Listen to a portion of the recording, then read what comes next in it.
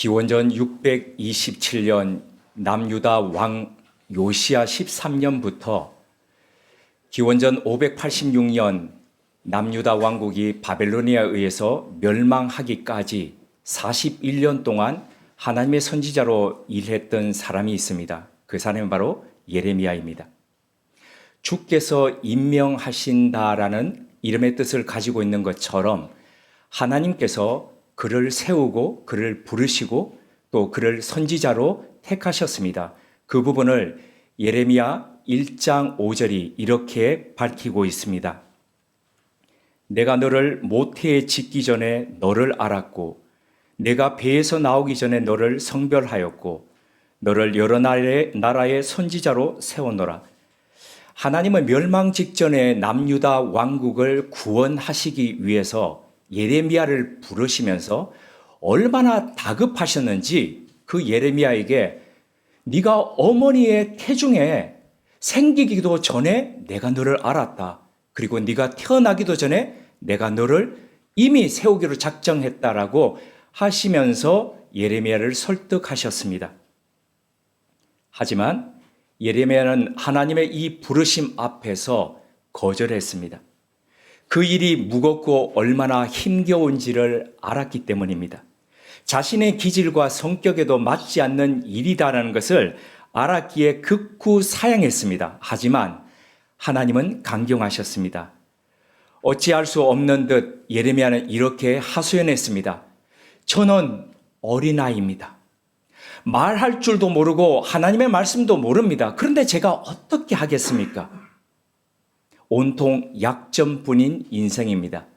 이 거절의 말을 듣다 보니 다른 누군가가 생각나죠. 누굽니까? 모세 아닙니까? 모세처럼 이렇게 거절했습니다. 하지만 하나님은 예레미야의 이런 하소연을 받아주지 않으셨습니다. 기어코 하나님이 원하시는 사명의 길을 가게 하셨습니다. 이스라엘 백성들을 구원하기 위한 하나님의 열망이 컸기 때문입니다. 그래서 예레미야는 하나님께 강권적으로 이끌려 선지자가 되었습니다. 그런데 태어나기도 전에 하나님께서 이미 아셨고 그리고 이미 성별하였다라고 구별해서 세웠다라고 그 정도 되는 선지자라면은 이 선지자가 활동할 때에 모세나 아니면 엘리야 정도의 그런 파워와 카리스마를 가지고 활동했어야 되는 거 아닙니까? 하나님께서 그 정도 능력은 부여해서 보내셔야 하는 게 마땅했지 않겠습니까? 하지만 사실은 그렇지 않습니다. 하나님께서 예레미야에게 그런 능력과 카리스마를 주지 않으셨습니다. 그리고 뿐만 아니라 예레미야가 활동하던 바로 그 시기에 이스라엘 가운데는 하나님을 믿는다고 하면서도 사실은 마음은 하나님과 멀리 떨어져 있는 사람들이 대부분이었습니다. 그래서 바른 선지자라고 해서 대접받을 수 있다 이런 것은 기대할 수가 없었습니다. 그런 혼란스러운 시대 속에서 하나님의 말씀을 바로 붙잡고 하나님의 말씀을 전한다. 이것은 대다수가 걷는 배척의 길과 다른 반대의 길을 걷는 것과 같았기에 무척 힘겨운 삶일 수밖에 없었습니다. 하나님은 그런 세상 속에서 예레미야를 부르셨고 하나님과의 깊은 관계성 속에서 나오는 그런 것들을 통해서 세상의 메시지가 되게 하셨습니다. 사실 예레미야의 개인적인 삶은 녹록지 않았습니다. 남들은 다 결혼해서 단란한 가정을 꾸리면서 살아가는데 홀로 독신으로 살아갔어야 했습니다. 그리고 그의 하나하나의 모습 모두가 다 하나님께서 이스라엘에 보내는 메시지가 되게 하셨기에 그의 삶 자체가 바로 시청각 자료가 되어야 했습니다. 그래서 고단한 삶이었습니다. 하지만 하나님이 예레미야에게 요청하신 이 구별된 삶, 이런 것이 예레미야에게 벅차고 그리고 버거웠음에도 그리고 준비되지 않았음에도 불구하고 그것은 하나님께 문제가 되지 않았습니다. 왜냐하면 이스라엘 백성을 구원하기 위한 하나님의 그 열망이 준비되지 않았다고 하는 예레미야를 꼭 붙잡고 가셨기 때문입니다. 예레미야서에 보면 등장하는 토기장이 비유가 있습니다. 토기장이가 토기를 빚을 때에 여기 앞에 있는 성창기처럼 자기가 원하는 모습대로 빚습니다. 그것처럼 하나님께서 인생을 그렇게 빚어가신다는 거죠. 그래서 하나님께서 빚어가시는 대로 예레미야는 하나님에 의해서 세상에 전하는 메시지가 되었습니다. 조금 더 이 선지자의 삶에 대해서 우리 나눠보고 난 뒤에 오늘 본문으로 들어가도록 하겠습니다. 수십 년간 부지런히 하나님의 말씀을 전했습니다. 그럼 뭔가 성과가 있어야 되죠. 성과가 없습니다. 비관적인 상황입니다. 황당하게도 그런데 이런 비관적 상황 앞에서 하나님께서는 예레미야에게 이렇게 명령하셨습니다. 부동산을 매입하라. 기원전 588년, 그러니까 남유다 왕국이 멸망하기 2년 전이었습니다. 신흥강국 바벨론이 일어나서 남유다 왕국을 멸망시키기 위해서 쳐들어왔습니다. 그런데 이때에 예레미야는 감옥에 갇혀 있었습니다. 왜 감옥에 갇혔냐면 대다수의 선지자라고 하는 사람들이 대항하십시오. 하나님이 함께 하십니다. 하나님의 전능한 팔이 붙들고 계십니다. 하나님이 이기게 하시겠습니다. 이렇게 선포하고 있습니다. 그런데 예레미야는 바벨론에 항복하십시오. 그게 하나님의 길입니다. 그래야 살 수 있습니다. 대다수와 다른 길을 이야기하고 있습니다. 그 결과 이 예레미야는 잡혀서 지하 감옥 구덩이 속에 던져졌습니다. 하나님의 말씀대로 하나님의 뜻대로 예언했기 때문에 고난받고 있었습니다. 그때에 감옥에 있는 이 예레미야에게 하나님께서 명령하셨습니다. 너의 조카 하나멜의 땅 그 밭을 사라. 평범한 부동산 거래처럼 보입니다. 하지만 사정을 알면 말도 안 되는 명령이었습니다. 그런데 며칠 후 신기하게도 감옥으로 자기 조카 하나멜이 찾아와서 이렇게 말합니다. 예루살렘 성 바깥에 있는 아나돗에 있는 제 밭의 일부를 사주십시오. 팔고 싶다는 겁니다. 조금 전에 예루살렘 바깥, 성 바깥에 있다라고 말씀드렸지 않습니까? 동쪽 바깥에 있는 아나돗입니다. 이미 그곳엔 풍문에 바벨론 군대가 와 있다는 이야기가 들립니다. 이미 점령되었을 수도 있습니다. 투자 가치가 1도 없는 땅입니다. 더군다나 나라가 언제 망할지 모릅니다. 최악의 상황입니다. 이럴 때에 부동산 매입해야 됩니까? 아닙니다. 달러로 바꾸든지 금으로 빨리 바꾸든지 그렇게 아니면 양식이라도 사서 재어 놓든지 해야지요. 왜 쓸모도 없는 부동산을 사야 합니까? 그런데 안타깝게도 예레미야는 하나님의 명령대로 은 17세겔을 주고 자신의 조카에게서 이 땅을 매입합니다. 심지어 수많은 증인들을 불러서 거래를 완료합니다.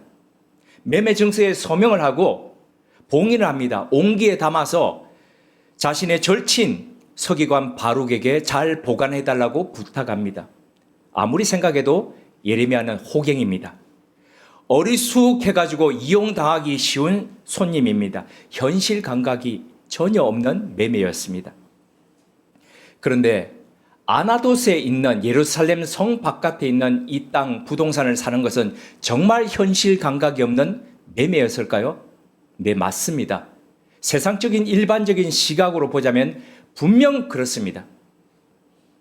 하지만 믿음의 시선으로 보면 그렇지 않습니다. 예레미야는 하나님께서 곧 얼마 지나지 않아 이 땅을 다시 회복시켜 주실 것이라는 그 얼마 지나지 않아서는 망하고 난 뒤에 70년입니다. 회복시켜 주실 것이라는 하나님의 그 소망을 믿었기 때문입니다. 그래서 그의 매입하는 그 자체가 바로 세상을 향한 하나님의 메시지였다는 겁니다. 예레미야는 하나님께서 회복시켜 주실 거라는 바로 이 소망의 근거에서 땅을 매입했습니다. 믿음 안에서 소망이라는 것은 바로 이런 것입니다. 머릿속에만 머무는 생각이 아니라 실제로 내가 행동하는 삶, 구체적인 바로 그 삶입니다. 하나님께서 이미 시작하신 일을 장차 완성시키실 것이라는 믿음에 따라서 행동하는 것. 바로 그게 믿음 안에서의 소망입니다.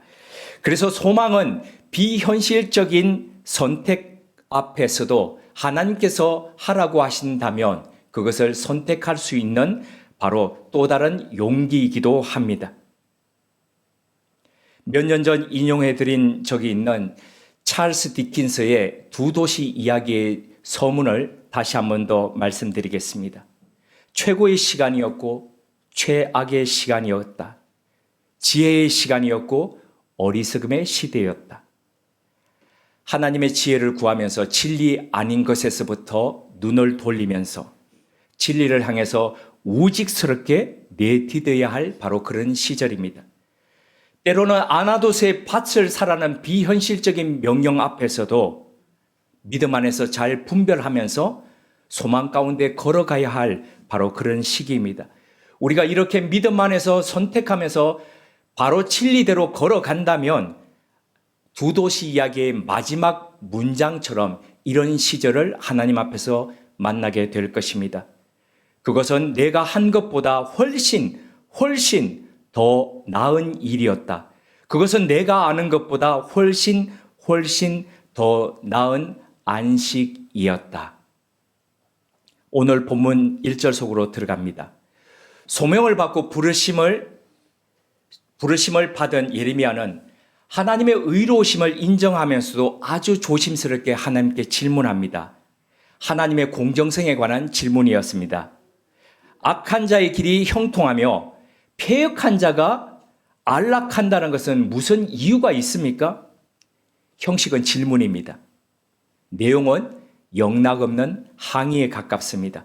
이래도 됩니까? 하나님 앞에 따지는 형국입니다. 2절에 보면 주님께서 그들을 심으심으로 그들의 뿌리가 박히고 장성하여 열매를 맺었다라고 하는 걸 보면은 그 책임이 하나님께 있다라고 추궁하고 있는 것입니다. 예레미야는 한 걸음 더 나아가서 주님이 전혀 알지도 못하고 있을 것 같다는, 그래서 내가 비밀을 하나 알려줄게요 라는 듯이 이렇게 이야기합니다. 그들의 입은 죽게 가까우나 그 마음은 멉니다. 3절을 보면 양을 잡으려고 끌어냄과 같이 그들을 끌어내시되 죽일 날을 위하여 그들을 예비하옵소서라고 이렇게 이야기하는데, 기도같이 보이지만 사실은 기도가 아니라 하나님 앞에 충고하는 것 같이 보입니다. 하나님 좀 이렇게 해보세요. 이렇게 해보세요. 예레미야가 보기에 하나님이 하시는 일이 도통 시원치 않게 보입니다. 마음에 들지 않습니다. 그래서 주님께 항의도 하고 책임도 추궁하고 모르시는 것 같아서 제가 알려드릴게요 라고 그렇게 충고도 합니다. 얼마나 답답하고 얼마나 괴롭고 이랬으면 이렇게 단언했을까라는 생각이 듭니다. 하나님께 직접 부르심을 받고 하나님께서 직접 택정하신 선지자의 모습치고는 좀 생경치 않습니까? 철없고 교만하기까지 보입니다. 하지만 예레미야의 이런 모습이야말로 오늘 이 시대를 살아가는 우리의 또 다른 모습이기도 합니다. 그래서 연민이 생깁니다. 예레미야가 던졌던 질문을 보면 하나님 앞에 던졌던 우리의 수없는 생각과 항변과 닮아 있습니다. 예레미야 이야기를 들으신 하나님께서 대답하셨습니다. 그런데 하나님의 대답이 기가 막힙니다. 기가 막히다는 게 기가 차다는 겁니다. 5절을 우리 함께 읽으시겠습니다. 예레미야 12장 5절입니다. 만일 내가 보행자와 함께 달려도 피곤하면 어찌 능히 말과 경주하겠느냐. 내가 평안한 땅에서는 무사하려니와 요단 강물이 넘칠 때에는 어찌하겠느냐. 유진 피터슨의 더 메시지 성경으로 이 본문을 제가 다시 읽어드리겠습니다. 예레미야야, 내가 사람들과의 경주에서도 이렇게 피곤해하면 앞으로 말들과는 어떻게 경주하겠느냐. 평온한 시절에도 정신을 가누지 못하면 앞으로 고난이 홍수 때의 요단강처럼 물밀듯 닥쳐올 때는 어떻게 하려느냐. 앞으로 일어날 일은 지금 일어나고 있는 일과는 비교조차 되지 않는다는 겁니다. 훨씬 더 어려울 거라는 겁니다. 그래서 눈앞에 펼쳐지는 일 때문에 너무 슬퍼하거나 너무 힘들어하지 말라는 겁니다. 지금 이 일로 마음이 약해지고 흔들린다면 장차 나타날 일을 어떻게 견디겠느냐는 하나님의 반문입니다. 참 대답할 말이 없습니다. 나 힘듭니다. 그런데 그래? 앞으로 더 힘들 게 올 건데? 하나님께서 예레미야에게 요구하시는 수준은 사람들과 함께 달리기 하면서 힘들어요. 그 수준이 아니라는 겁니다. 너 내가 부른 거, 너 어머니 태중에 생기기도 전에 내가 너를 알고 그리고 너를 태어나기도 전에 너를 성별한 것, 그건 말과 적어도 달려서 이기는 바로 그런 경주의 러너로 너를 부른 거야. 네 수준은 그런 수준이야. 지금 수준에 허걱거리지 마 하는 바로 이런 하나님의 반문이었습니다. 전해오는 이런 이야기가 있습니다. 어느 날 농부가 산에 올라가서 절벽 가운데 이렇게 둘러보다가 알 하나를 주워옵니다. 그 알은 독수리 알이었습니다. 그리고 집에 와서는 자기 집 암탉이 알을 품고 있는 그 밑에다가 품 아래에다가 그 알을 이렇게 넣어둡니다. 어떻게 될지 봅니다. 암탉이 자신의 알과 더불어서 함께 그 알을 품습니다. 얼마 후 병아리들이 깨어날 때에 독수리 알도 함께 깨어났습니다. 독수리 새끼는 자연스럽게 병아리들과 함께 삐약삐약 흉내를 내면서 그렇게 졸졸 어미닭을 따라다녔습니다. 꼭꼭꼭꼭꼭꼭 하면 자기도 한번 흉내를 내봅니다. 뿌리로 땅을 쿡쿡쿡쿡 찍고 그리고 물을 한 모금 먹고 이렇게 하늘을 쳐다보면 자신도 그렇게 흉내를 내봅니다. 닭장 주변에서 이상한 소리라도 나면 병아리들 키워보셨죠? 졸졸졸졸 하면서 확 다 숨어버립니다. 자기도 그렇게 뒤뚱뒤뚱 하면서 따라 꽁지가 빠져라 도망을 칩니다. 그런데 어느 날부터 이상한 일이 생기기 시작했습니다. 갑자기 이 겨드랑이가 가렵기 시작하더니 뭔가 깃털이 쭉쭉쭉쭉 나옵니다. 보니까 이것도 병아리들, 자기 같이 다니는 병아리들보다 훨씬 더 큽니다. 발톱이 쑥쑥쑥 튀어나옵니다. 부리도 날카롭게 되고 있습니다. 어디를 봐도 다른 병아리들과 다른 모습입니다. 그렇지만 이 새끼 독수리는 다른 병아리들과 같이 되려고 자라나는 그 털들을 부리로 뽑아내기 시작했습니다. 발톱을 갈기 시작했습니다. 하지만 다른 병아리들과 같이 되기는커녕 이상하고 못난 닭처럼 그냥 되어갔습니다. 그러던 어느 날이었습니다. 하늘을 쳐다보는데 하늘의 제왕이라는 독수리가 하늘을 선회하면서 날고 있습니다. 늠름한 날개를 펴고 나는 그 모습을 보면서 너무 감동해서 옆에 닭에게 물었습니다. 저분은 누구야? 정말 굉장하네. 나도 저분처럼 저렇게 날고 싶은데. 옆에 있던 병아리가 이렇게 얘기했습니다. 저분은 하늘의 제왕인 독수리님이야. 우리와는 아주 다른 분이지. 닭인 우리는 절대로 저분처럼 날 수 없어. 우리가 누군지를 잊지 말자고. 닭장 안의 독수리는 동료 닭의 말에 고기를 끄덕일 뿐 자신이 독수리라는 사실을 깨닫지 못하고 그냥 닭처럼 그냥 살았습니다. 결국 닭장 안의 독수리는 병아리들과 함께 살다가 그냥 나이 들어 죽었다는 이야기입니다. 혹시 이 이야기가 우리들의 이야기와 닮았지는 않습니까? 병아리 틈에 있는 독수리처럼 살고 있지는 않습니까? 말과 경주해서 이겨야 되는 그리스도인으로 이 땅에서 부름을 받았음에도 불구하고 우리는 그저 그런 일요일에만 교회 가는 것으로 겨우 만족하는 그런 기독인으로 살고 있지는 않습니까? 보행자들과 더불어서 헉헉거리면서 지쳤다라고 말하면서 살고 있지는 않습니까? 처음으로 돌아갔어요. 말과 함께 경주한다는 것은 그럼 뭘까요? 우리가 말과 경주해서 정말 이길 수 있을까요? 제가 지금까지 저의 100m 최고 기록은 12초 8이었습니다. 12초 8만 하더라도 대단한데 그런데 지금은 언감생심 따라갈 수가 없는 겁니다. 그런데 말은 얼마나 빠르겠습니까? 도저히 이길 수 없겠죠. 유진 피터슨은 예레미야서를 묵상한 그의 저서 말과 함께 경주하다. 이게 원제목입니다. Run with horses라고 되어 있습니다. 그런데 우리말은 이걸 이렇게 번역했습니다. 주와 함께 달려가리다. 왜 이렇게 번역했을까 보니까 책 내용이 바로 말과 함께 경주하다라는 것은 주님과 함께 걸어가다, 주님과 함께 경주하다 이 뜻이라고 유진 피터슨이 거기서 밝히고 있는 겁니다. 우리가 말과 함께 어떻게 이길 수 있겠습니까? 주님과 함께 할 때에 이길 수 있다는 겁니다.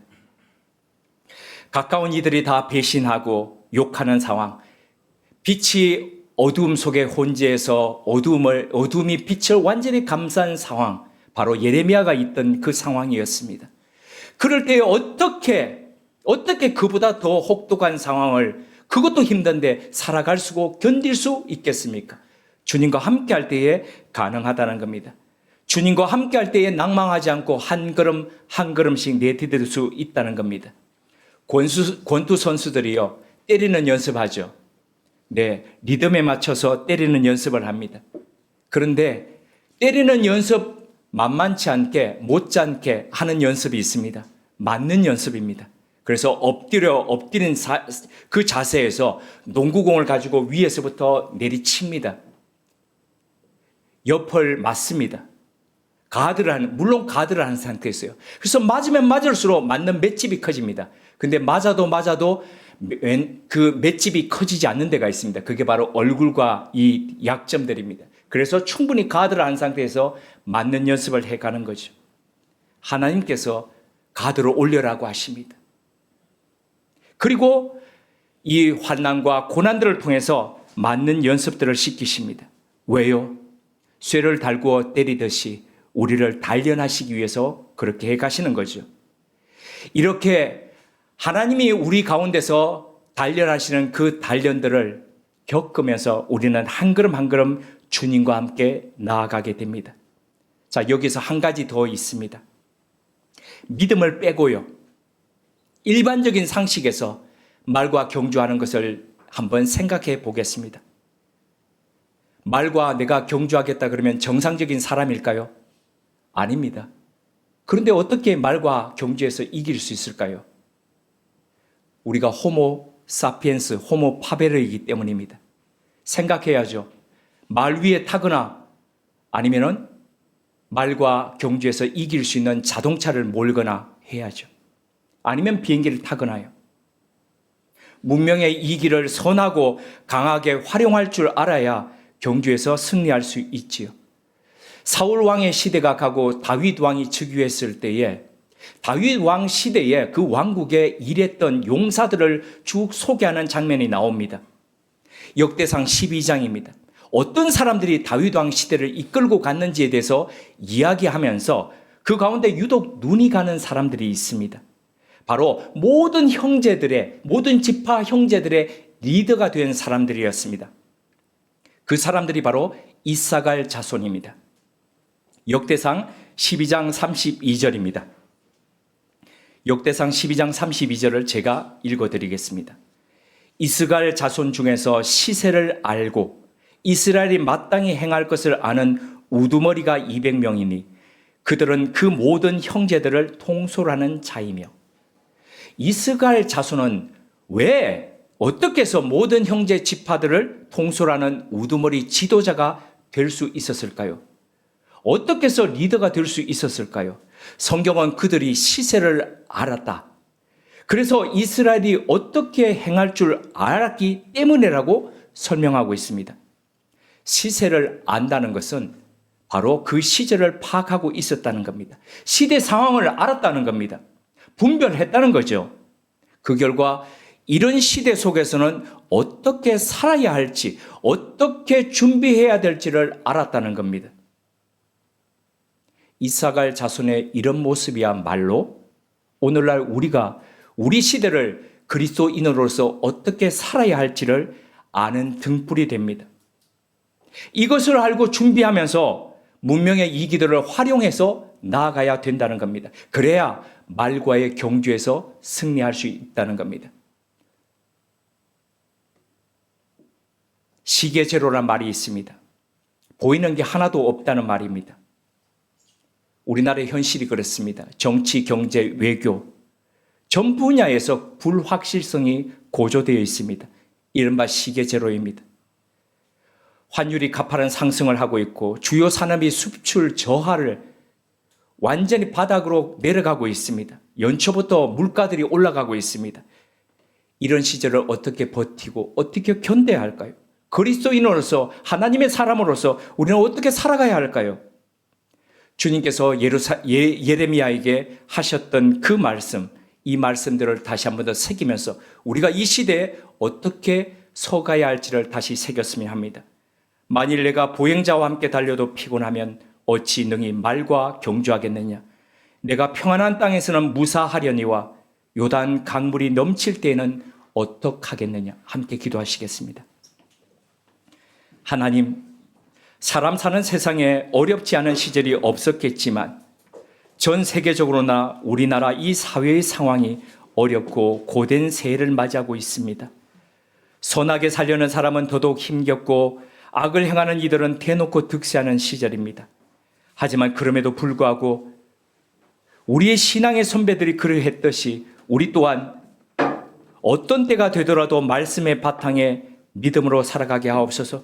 어려운 때일수록 더더욱 교회와 우리에게 주신 소명에 충실하게 하시되 마땅히 손잡아줘야 할 이들을 외면치 않게 하옵소서.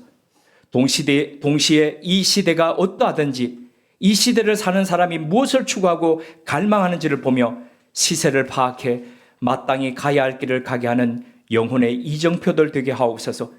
그리하여 주님과 함께 말과도 기꺼이 경주에 승리하는 견고한 믿음의 용사 장인들이 되게 하옵소서. 2025년엔 이렇게 깨어있는 그리스도인 믿음의 발걸음으로 소망을 이 땅에 구현해가는 용사들 되게 하옵소서. 예수님의 이름으로 기도드립니다. 아멘.